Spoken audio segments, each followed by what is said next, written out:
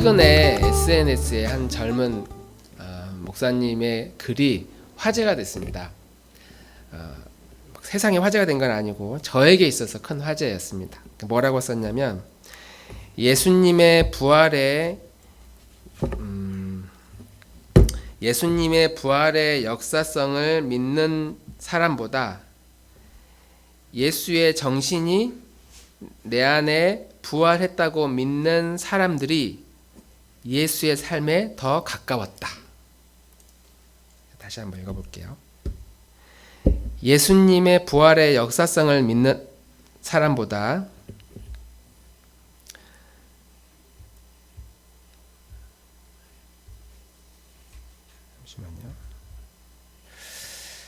예수님의 부활의 역사성을 믿는 사람보다 예수의 정신이 내 안에 부활했다고 믿는 사람들이 예수의 삶에 더 가까웠다라는 말이었습니다.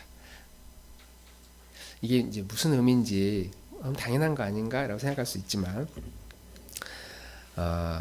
소위 말씀 중심의 교회, 보수적인 교회에서 신앙생활을 했다라고 한다면 예수님이 부활을 하셨다는 그 사실을 역사적인 사실이고 그 역사적인 사실이기 때문에 우리는 그것을 믿고 따른다라는 거에 부인할 사람은 없을 겁니다. 당연하죠. 그런데 기독교의 한 부류 가운데는 예수님이 역사적으로 부활하셨느냐 하지 않으셨느냐 그건 중요한 게 아니다. 핵심이 아니다. 부활하신 그 예수님의 정신이 내 안에 오셔서 나를 부활하게 하는 부활의 능력으로 살게 하고 있느냐 그게 더 중요하다. 이렇게 말하는 부류가 있어요. 그것도 맞는 말이잖아요. 그런데 이 두 신앙의 사조가 역사 가운데 아주 치열하게 논쟁을 일으키면서 싸워왔어요. 지금도. 그래서 누가 교회의 본질을 깨트리고 교회를 분열시키는 주범이냐. 지금도 그 싸움 가운데 있습니다. 그리고 서로의 탓을 하고 있어요. 우리는 어디에 줄을 서 있느냐? 우리는 서두에 줄을 서 있어요. 말씀 중심의 교회, 소위 장로교라고 한다면, 특히 우리나라의 장로교라고 한다면 성경에 있는 가르침을 문자적으로 그대로 믿고 따르는 그런 영향들을 많이 받아왔기 때문에 이런 교회에 있어서 이 젊은 목사님의 발언은 아주 도발적인 발언이라고 말할 수 있습니다. 이런 거예요. 야, 너희가 아무리 성경에 나온 예수님의 죽으심과 그 부활하심, 죽었다가 다시 살아나게 된 이 사건이 아무리 역사적 사실이라고 사실이고 진실이라고 믿고 그 부활하신 예수님을 우리가 따른다고 해도 정작 그런 예수님의 삶을 실천하지 않는데 그게 무슨 의미가 있느냐. 그 역사적인 사실이냐 아니냐 100번 이야기를 해도 그런 정신대로 살지를 않고 따르지를 않는다. 이제 우리는 이제 신앙생활을 하고 있으니까 믿는 우리들이 안 믿는 사람들에 의해 공격을 당하면 그냥 핍박이고 기독교를 모르니까 그렇게 말할 수 있다라고 할 수 있지만, 믿는 우리가 믿는 사람들에 의해 공격을 받을 때 진짜 꼴도 보기 싫어요. 같은 믿는 사람들끼리 왜 저렇게 지적하나. 성도가 목사를 공격할 때, 목사가 성도를 공격할 때 다 본인의 신앙이 옳고 상대의 신앙은 틀렸다라는 그 이유로 비난을 하거든요. 그러니까 야, 다 믿는 우리는 같은 편인데 왜 서로가 서로를 공격하느냐라고 하는 이 말이 굉장히 성경적이지 않는 말이거든요. 우리는 믿는 사람들이기 때문에 서로의 편을 들어주는 사람이 아니라 진리의 길을 가고 있느냐를 계속 확인시키고 확인하고 확인받고 그렇게 점검하면서 가야 되는데, 믿는다고 하면서 실제로 믿음의 정신이 없는 채 믿음 없이 살아가는 이 기독교의 모습을 이렇게 꼬집는 말이라고 할 수 있습니다. 그러니까 기독교는 기독교를 핍박하는 어떤 세력 때문에 무너지고 있는 것이 아니라 기독교의 정신이 점점 쇠퇴해져 가고 있고, 말로는 믿는다고 하는데 행동으로는 전혀 믿음과 같은 삶을 살지 않는, 이렇게 세상의 빛과 소금의 역할도 되지 않고 세상 가운데서 고아와 과부를 돌보는, 낮은 곳으로 가는, 약자들을 돌보는 그런 그리스도인들의 삶이 무너져가고 있기 때문에 그것이 교회를 깨트리는 것이지, 기독교를 막 공격하고 핍박하고 너 예수 믿으면 다 죽일 거야 교회를 불지르고 했던 그런 세력 때문에 교회가 무너진 건 아니다. 역사를 보면 그게 다 드러나거든요. 그런 관점에서 예수님의 부활의 증인이 되었던 한 제자가 어떤 결단과 어떤 내면의 변화를 통해서 이 믿음의 세계로 들어갔는가에 대한 발자취를 함께 나눠보려고 합니다. 오늘은 이 신약성경에서 요한이라고 하는 예수님의 증인, 예수님이 죽으시고 부활하신 사건에 대한 증인의 그 이야기를 나누려고 합니다. 요한이라는 이름은 성경에 많이 나와 있죠. 제일 많이 헷갈리는 게 사도 요한과 세례 요한. 세례 요한은 예수님의 친척이고 막 복잡해요. 세례 요한은 예수님의 친척이지만 제자는 아닌데, 사도 요한은 친척은 아닌데 사도 요한의 친척이 형제가 또 제자가 한 명 더 있었죠. 누군지 아십니까? 요한과 누군데? 네, 우리가 여기서 이제 헷갈려요. 그러면서 예수님이 세례를 준 사람이 제자 또 있네? 막 이렇게 이제 언젠가 헷갈리게 됩니다.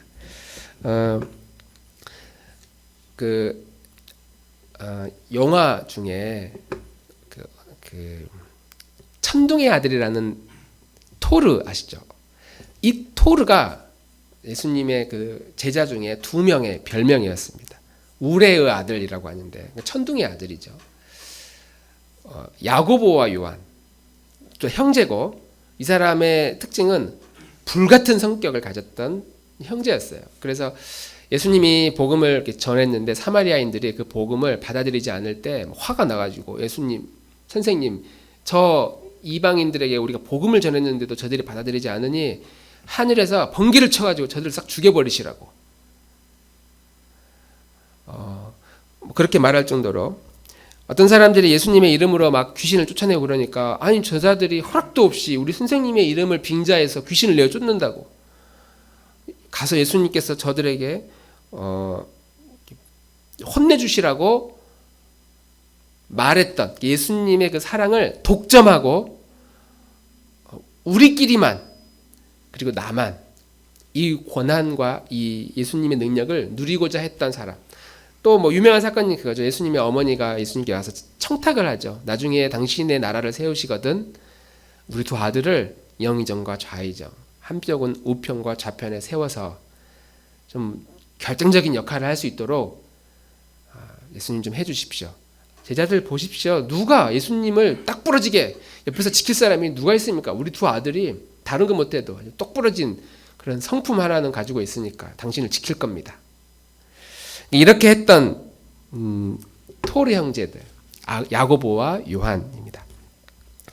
이렇게 불같은 성격을 가졌던 요한이 예수님의 부활을 경험하고 또 예수님이 돌아가신 이후에 이제 사도로서 예수님의 말씀을 전하는 제자가 됐는데, 사도 요한이 쭉 그 흘러가고 변화되었던 이 모습을 보면 불같은 아들이었는데, 불같은 모습의 사도가 된 게 아니라 가장 유하고 온유하고 따뜻하고 너그럽고 인내심이 강한, 그래서 사랑의 제자라고 그러거든요. 12명의 제자 중에 요한의 별명이 사랑의 제자. 요한 1, 2, 3절을 쓰고 요한복음을 기록하고 마지막 요한계시록을 기록하면서 끝까지 순교하지 못하고 늙어서 세상을 떠난, 아마 뭐 그 이유는 여러 가지가 있을 거예요. 십자가 위에서 예수님께서 자기 어머니를 부탁해요. 내 어머니를 너가 좀 잘 돌보아 달라. 그래서 다른 이들이 복음 사역에 매진하고 있을 때, 목숨을 걸고 매진하고 있을 때에 이 요한도 목숨을 걸고 매진했지만, 그러나 마음 한편에 예수님의 어머니인 마리아를, 이제 점점 늙어가는 마리아를 돌보아야 된다는 그 책임감 때문에 마리아와 함께 핍박이 생겼을 때마다 어머니를 모시고 예루살렘을 떠나 에베소로 옮기고, 그리고 그곳에서 이제 마지막 사역을 하면서 이제 또 반모섬에 유배가 되는 이제 그런 일들을 겪게 됩니다. 이 요한에게 있어서 신앙생활의 꽃이라고 한다면 가장 중요한 게 무엇이냐라고 한다면 요한은 확신했어요. 서로 사랑하는 것이다. 예수님의 가르침의 핵심이라고 말할 수 있다면 그것은 사랑하면서 사는 것이다. 서로. 그런데 이렇게 야망이 넘쳤고 꼬라지가 있었던 이 요한이 어떻게 이렇게 사랑이 가장 중요한 것이다. 그리고 그 사랑은 죽음보다 강하고 그 사람이 가지고 있는 모든 두려움과 공포를 물리치게 만드는 능력이 있는 것이다. 그 사람의 성품과 인격까지 바꿀 수 있는 것이다. 어떻게 이런 모습으로 변화되어졌을까? 요한일서 4장 7절 8절 말씀 함께 읽어보도록 하겠습니다.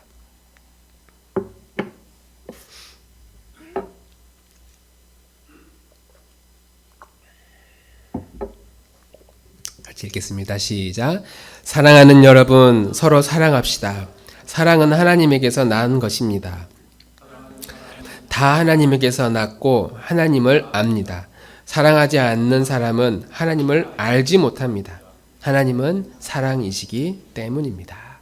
이제 나이가 많이 든 연로한, 그래서 말도 어눌하고 행동도 느려진 그 할아버지 요한이 이제 한 글자 한 글자 써 내려가면서 예수님에 대한 이야기를 전할 때에 이 말씀을 쓴 거예요.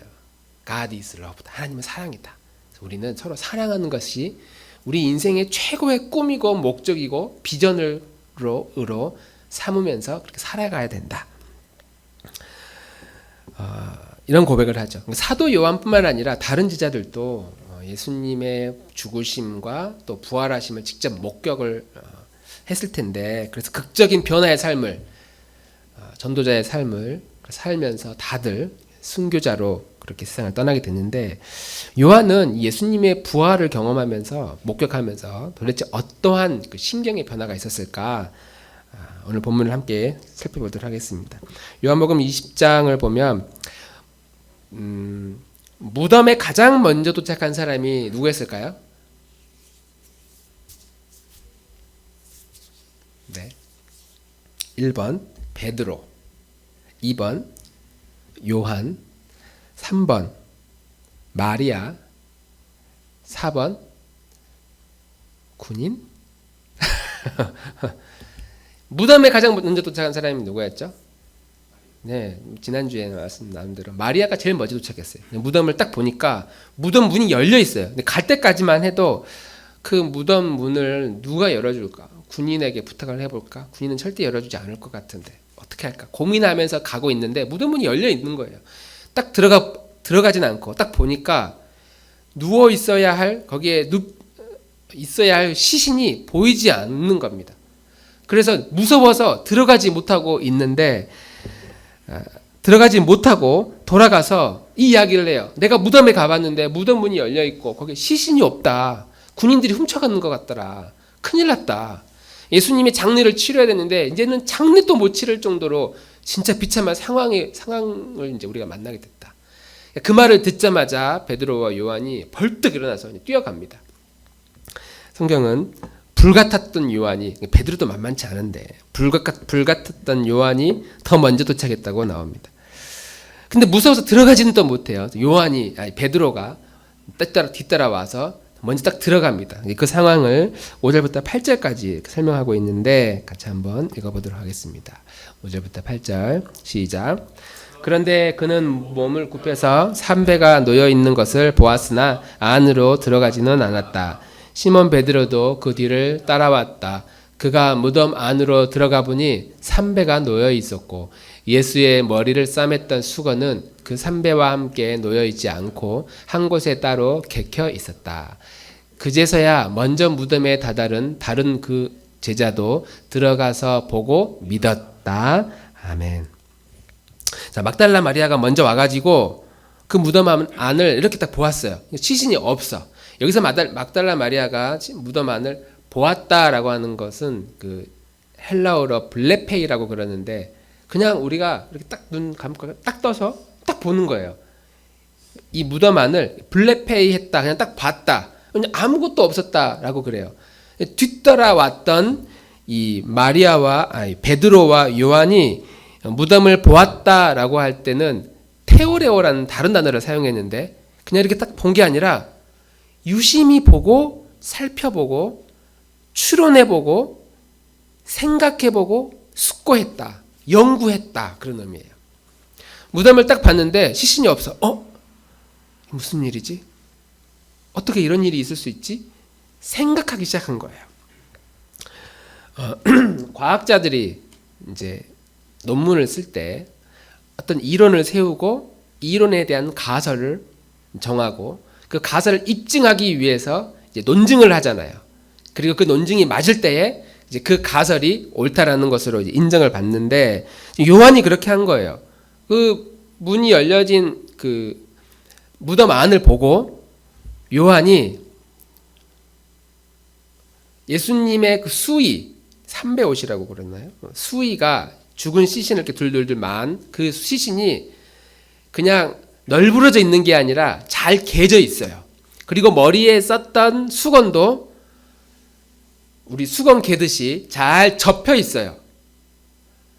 딱 봐도 이건 자기가 예수님의 돌아가신 모습을 목격했는데 예수님 스스로 할 수 있는 것은 도저히 아니고 누군가가 이렇게 했다면 가장 정확한, 가장 심중이 가는 사람이 군인인데 군인이 시신을 훔쳐가면서 이렇게 개놓고 시신을 데리고 갔다. 그러니까 알몸인 상태의 그 시체를 데리고 모르게 숨겨갔다. 근데 그렇게 할 이유가 없잖아요.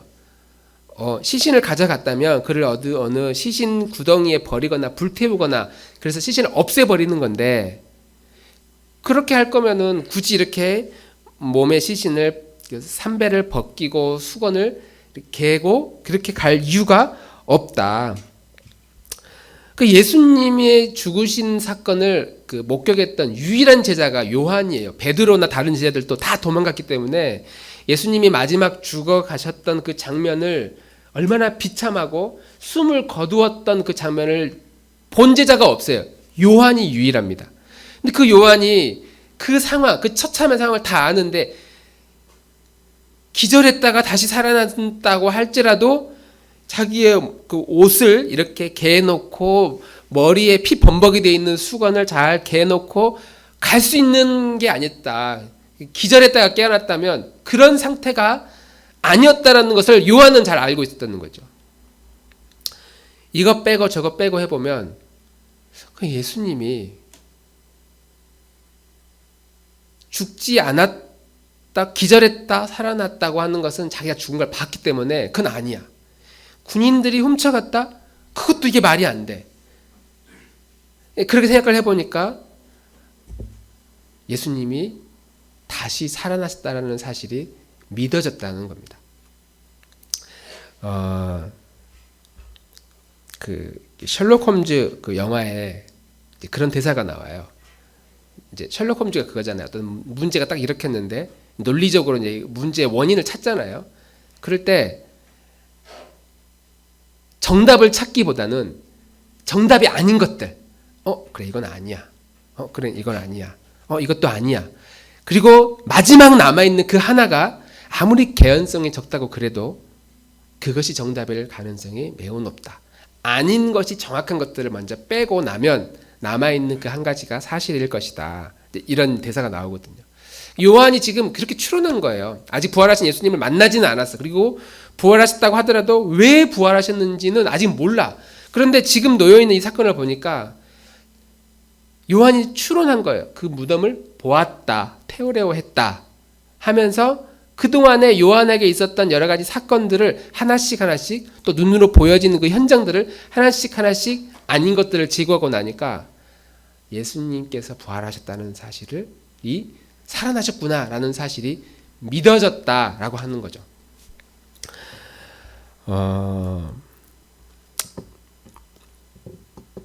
여기 계신 우리들도 막 드라마틱하게 예수님을 만나본 적은 없어요.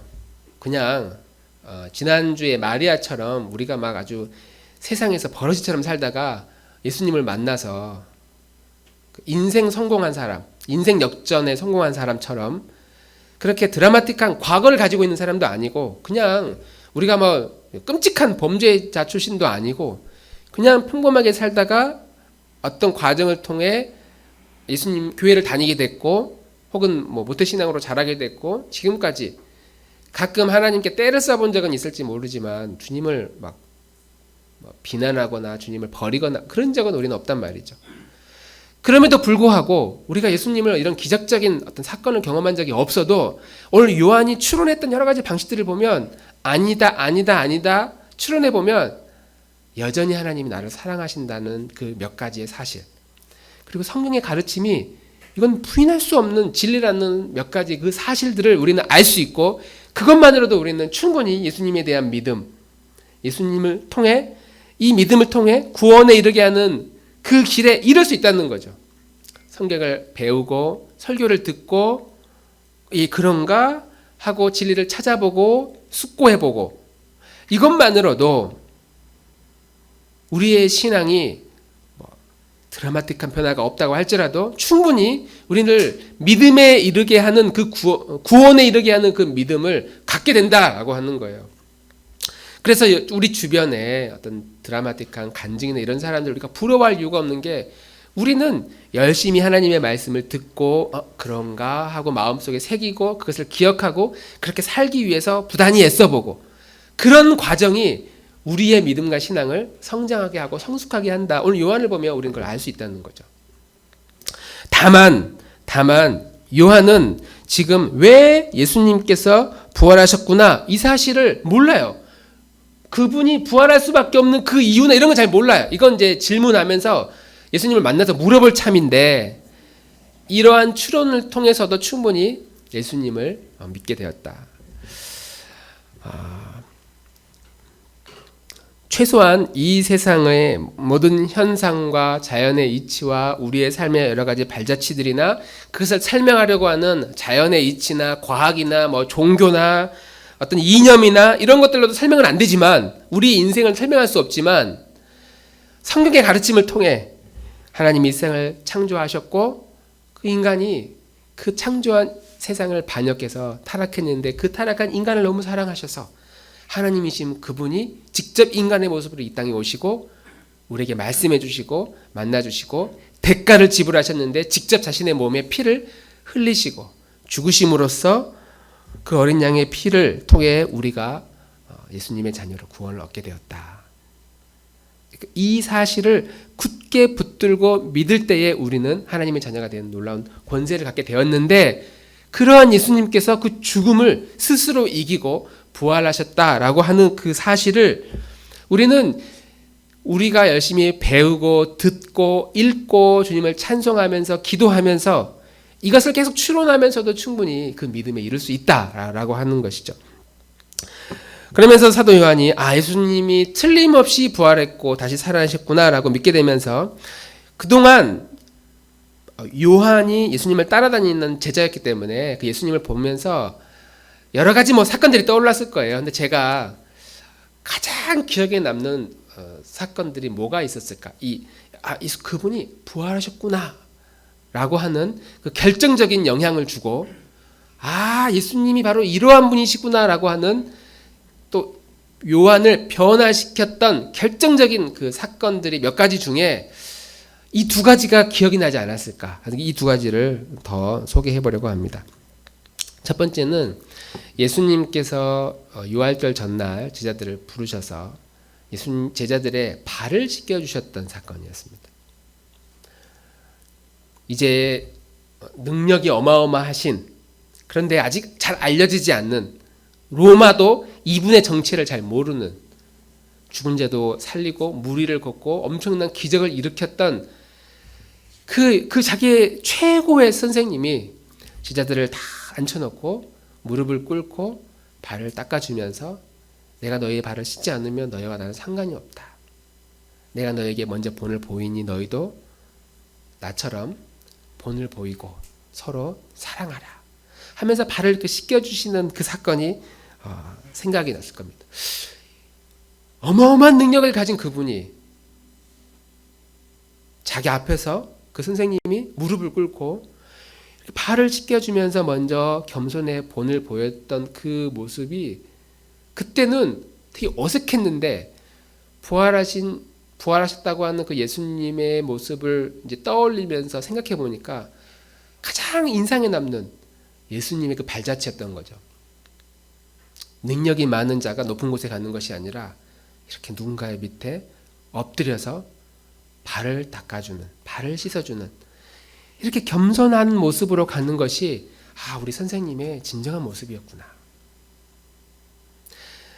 퍼즐처럼 아직 다 맞춰지진 않았는데 그런 그분이 이 땅의 인간의 모습으로 오셔서 죽으셨다는 사실, 피를 흘려주셨다는 사실, 이것이 막 기억이 나면서 이렇게 비참한 낮은 자리로 가셨던 예수님의 모습이 떠올랐을 거라고 우리는 생각할 수 있습니다.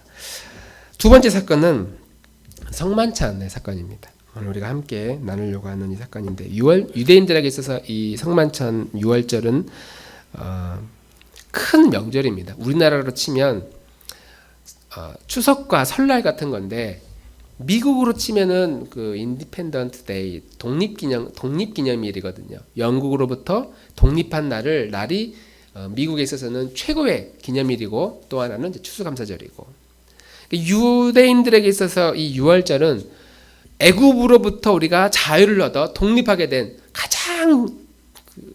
가장 중요한 독립일이에요. 광복절입니다. 유대인들에게 있어서 그 6월절 날 애굽인들로부터 벗어나게 할 때 하나님의 마지막 10번째 심판, 모든 태어난 첫 번째 생명체는 다 죽을 것이다. 사람이든 짐승이든 다 죽게 될 것인데 어린 양을 잡아다가 그의 피를 그 집안의 문에 이렇게 발라놓는 그 모든 집은 그 죽음의 기운이 들어가지는 못하고 넘어가게 될 것이다. 그 집을 이렇게 넘어간다. 그래서 패스오버라고 하는 영어로 이 6월절을 패스오버라고 하는데 유월하게 된다. 넘어가게 된다. 그 사건을 기억해서 이제 6월절 전날 그들이 먹었던 빵, 그 무교병이라고 하는 그 빵을 예수님께서 빵을 이렇게 떼어주면서 이 빵이 바로 그 무교절 날 먹었던 그 빵과 같이 그런 효력이 있는데 이 빵은 어떤 의미가 있느냐면 내 몸이다, 내 몸. 그리고 포도주를 주면서 이 포도주는 피와 같은 건데 어린 양의 피를 잡아다가 문에 발랐을 때의 죽음의 기운이 넘어간 것처럼 이 포도주는 나의 피다. 본인이 어린 양과 같은 그런 개념으로 좀 설명하고 있는 거죠. 내가 이렇게 피를 흘려주는데 이 피를 먹고 마시는 자마다 그에게도 동일한 효력, 구원의 효력이 있을 것이다. 그리고 너희는 다른 것도 다 기억해야 되지만 지금 내가 너에게 이 빵을 나누어주고 포도주를 나누어주는 것으로 우리가 예수님의 몸과 살을 먹고 마시게 되는 것으로 구원을 얻게 되었다라는 이 사실의 의미를 계속 행하면서 이 의미를 계속 기억하고 있으라. 예수님께서 어떤 규칙과 또 법칙을 많은 법칙들을 설명했지만 원리를 설명했지만 이렇게 구체적으로 어떤 행위를 하라고 하는 것은 이 성만찬이 유일합니다. 모든 율법을 싹 깨트렸지만 빵을 나누어 주고 포도주를 나누어 먹으면서 이것이 나에게 어떤 의미가 있는가 이것을 생각해보고 기억하고 이러한 의식을 내가 다시 올 때까지 계속 해야 된다. 우리에게 유일하게 직접 제정해 주신 성경의 제도입니다. 그러니까 어린 양의 피 때문에 우리가 살게 된 것처럼 예수님의 죽으심 때문에 지금 우리들에게 뭔가 중대한 변화가 일어난 것은 틀림이 없어요. 요한은 지금 그 사실을 깨달은 거예요. 지금 우리에게 뭔가 변화가 일어난 것 같아. 그리고 무슨 일이 있었는지 이 부활하신 예수님이 우리에게 찾아올 것이다. 만나서 물어야 되겠다. 뭔가 아직 풀리지 않는 이 질문, 요한 안에 있는 이 풀리지 않는 그 질문에 대해서 예수님께 할 것이고 그분이 답을 주실 것이다. 그리고 그 답을 묻고 찾고 알아가는 것이 이 요한이 해야 될 숙제였고 예수님이 오셔서 그걸 가르쳐 주시죠. 직접 가르쳐 주는 것이 아니라 이제 나는 떠날 것이고 내 일은 다 끝났고 나의 영인 성령이 오셔서 그 일을 할 것이다. 죽으심과 부활의 의미가 무엇이고 그것이 너희의 삶에 어떤 영향을 일으키고 어떤 변화를 줄 것이고 너희는 무엇을 위해 살아야 할 것이냐, 그것을 성령님이 오시면 깨닫게 해줄 것이다. 예수님이 이제 그 말씀을 하시고 떠나시거든요. 그리고 이러한 질문을 끊임없이 던지는 것. 우리의 인생 앞에 놓여진 수많은 난제들이 있어요. 이해가 안 되는 문제들. 내 인생은 왜 이럴까? 나는 왜 이런 곳에서 태어났을까? 나는 왜 지금 이러이러한 삶을 살고 있을까? 우리가 이해할 수 없는 수많은 문제들을 만날 때 이것을 질문하고 묻고 하나님께 계속 구하는 것이, 이것이 우리의 인생의 비전이고 꿈이고 사명이어야 한다라고 말씀하고 있는 것이죠. 이 두 가지의 사건을 보면서 사도 요한은 사라진 그 시신을 보면서 예수님의 틀림없이 부활했구나, 이 사실을 믿게 되었고, 이 두 가지의 사건, 제자들의 발을 씻겨주시고 떡과 포도주를 나누어 주면서 이것이 내 몸과 살이고 이것을 통해서 너희는 생명을 얻게 될 것인데 그 생명을 내가 다시 올 때까지 기념해서 계속 전해야 된다. 이 두 가지의 이 사건이 불같은 성품의 그 요한을 가장 사랑이 넘치는 사람으로, 나이가 들면 들수록 더 고집스러워지고 더 표독스러워지는 그런 어른이 아니라 더 영혼의 여유와 삶의 인격의 성숙과 사람을 품고 더 안으려고 하는 그런 성장하는 모습으로, 그런 요한의 모습으로 더 변화되어져 갔다라고 말할 수 있는 것이죠. 요한은 이 빈 무덤을 보면서, 그리고 이 말씀, 예수님과 함께 있었던 여러 가지 사건들 중에 이 사건들을 떠올리면서 예수님의 부활하심을 믿게 됩니다.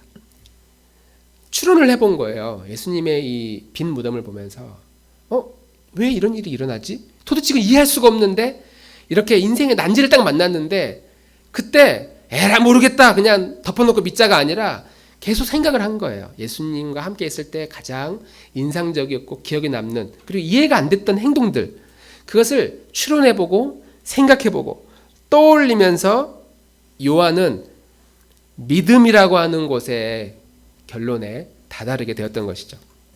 그렇다면 똑같이 21세기를 살고 있는 우리들, 수많은 인생의 난제들을 보면서 우리는 어떤 것을 기억하고 떠올려서 이러한 믿음에 이르는 그런 추론을 할 수 있을까요? 살면 살수록 신앙이 더 복잡해져 가고 더 힘을 잃어가는 이 시대에 나는 무엇을 떠올렸을 때에 이것이 맞아, 부인할 수 없고 변할 수 없는 그 진리에 난 이르게 될 것인가 하는 거죠. 그래, 예수 그리스도는 살아계시고 부활하셨고 그분이 내 인생을 책임지고 있음에 틀림이 없어. 어떻게 해야 이런 추론에 이르게 될 수 있다는 것인가 하는 거예요. 그래, 예수님처럼 인생은 결국 겸손해야 돼. 사람을 섬기는 것이고, 그리고 사람을 품고 서로 사랑하는 것이고, 이것이 예수님의 가르침이었는데 왜 그렇게 말씀을 하셨구나, 어떻게 해야 우리가 이런 인생의 결론에 내릴 수 있냐 하는 거죠. 우리 관심사는 아니거든요. 어떻게 하면 남을 더 섬길 수 있을까? 어떻게 하면 낮은 자리로 갈 수 있을까? 사실 우리의 관심사가 아니에요. 우리는 이 시대의 모든 그리스도인들이 다 이걸 통해서, 예수님을 통해서, 신앙을 통해서 어떻게 하면 내가 더 높은 자리로 갈 수 있을까? 더 많은 걸 누릴 수 있을까? 더 큰 소리 치는 사람이 될 수 있을까? 이게 다 우리의 관심사지. 예수님처럼 인생의 소망은, 인생의 꿈은 나의 언어와 나의 인격과 나의 인품이 예수님처럼 되는 거구나, 이런 결론에 우리는 이르지를 못한다라고 하는 거죠. 그냥 우리는 그렇게 살기를 싫어하고, 내 몸은 그냥 내 인생의 주인은 나고 내 몸이 원하는 대로 살고자 하는데 어떻게 해야 이렇게 나를 성찰하고 추론하고, 그래서 예수님의 가르침이 무엇인지를 이렇게 따져 물을 갈 수 있느냐 하는 겁니다.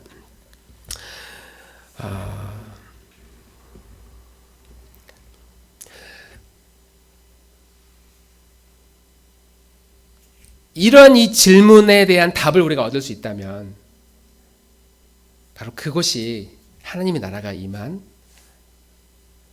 교회이고 진정한 교회의 모습이고 진정한 가정의 모습이고 거기가 천국이 되고 하나님의 나라가 된다는 사실을 우리가 꼭 기억하면 좋겠습니다.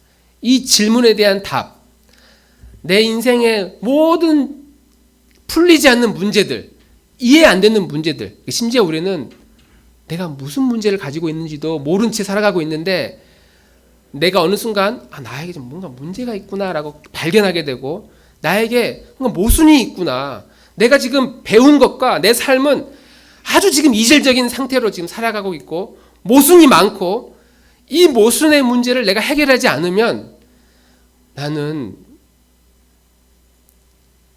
온전한 예수님의 그 믿음에 이르지 못하게 된다. 이런 고민을 하고 있을 때에 이러한 고민을 가지고 있다라는 이 자기 자신의 모습을 있는 그대로 하나님 앞에 아뢰고 묻고 고백하고 나를 위장하는 것이 아니라 추론하고 그냥 덮어놓고 믿는 것이 아니라 계속 생각하는 그런 신앙의 삶이 그렇게 겸손하게 하나님 앞에 엎드리는 그런 신앙의 삶이 성령님이 내 안에 오셔서 진리의 빛을 밝혀주시는 그런 놀라운 길이 된다. 빛이 되어진다. 라고 하는 사실입니다. 우리의 인생 앞에 놓여진 수많은 질문들이 우리 앞에 있어요. 그리고 나는 어떠한 질문을 하면서 이 길을 가야 되는가라고 스스로 묻거나 누군가가 질문을 던지거나 할 때에 이 답의 유일한 길은 이 세상에 어떤 능력을 얻고 실력을 얻고 권한을 얻는 것이 아니라 예수님을 통해서만이 그 길이 가능하다. 예수님과 내가 연합되어지는 것을 통해서만 유일하게 그것이 이루어진다. 그리고 그 예수님의 길을 우리가 추론했을 때에 예수님의 생명이 우리 안에 들어와서 함께 되어질 때에 예수님의 몸과 피가 내 안에 들어와서 그것이 나를 살게 하고 생명을 얻게 되었다는 그 가르침이 우리 안에 생각나도록 떠올라지도록 우리가 지금 하고 있는 그 일을 우리는 부지런히 해야 되는 줄 믿습니다. 그냥 일상에 별로 의미 없어진 것 같이 느껴지는 우리의 예배, 내가 주님께 와서 엎드리는 것, 기도하는 것, 매일매일 주님의 말씀을 묵상하는 것, 이런 것들이 별다른 변화를 보여주는 것처럼 느껴지지 않아도 우리가 하나님의 깨달음을 추론할 때에 깨닫게 해주시는 그 놀라운 도구가 되어지고 성령님께서 우리 안에 역사하실 때에 그 성령님께서 일하실 수 있도록 하는 놀라운 은혜의 방편이 되어진다. 우리가 이런 믿음의 길을 추론할 수 있는 믿음의 길을 함께 걸어가는 우리 나들목 교우들이 되기를 주님 이름으로 축복합니다. 기도하겠습니다. 좋으신 아버지 하나님, 복된 주일날 주님 앞에 나와 주님을 예배합니다. 우리가 배운 수많은 성경의 지식과 가르침들 또 많은 설교들을 들어왔어도 정말 부활하신 예수님과 상관없이 살아가는 우리들의 모습을 볼 때마다 예수님이 우리의 인생의 정답이라고 말하지만 정작 우리는 우리가 원하는 방식대로 살아가려고 하는 그런 죄악이 우리 안에 여전히 있음을 고백합니다. 단순히 교회의 마당만 밟는 왔다 갔다 하는 그런 신앙이 아니라 우리의 내면이 예수님의 정신과 예수님의 삶을 구현해내는, 그래서 내 삶에 구체적으로 예수님처럼 이 땅을 살고자 하는 그것을 우리의 꿈과 소망으로 여기며 살아가는 저희들 되게 하기를 간절히 소망합니다. 겸손하게 하시고 서로 사랑하게 하시며 나를 낮추고 이 세상을 섬기는 그런 우리 나들목 공동체가 되게 하여 주옵소서. 예수님의 이름으로 기도드리옵나이다.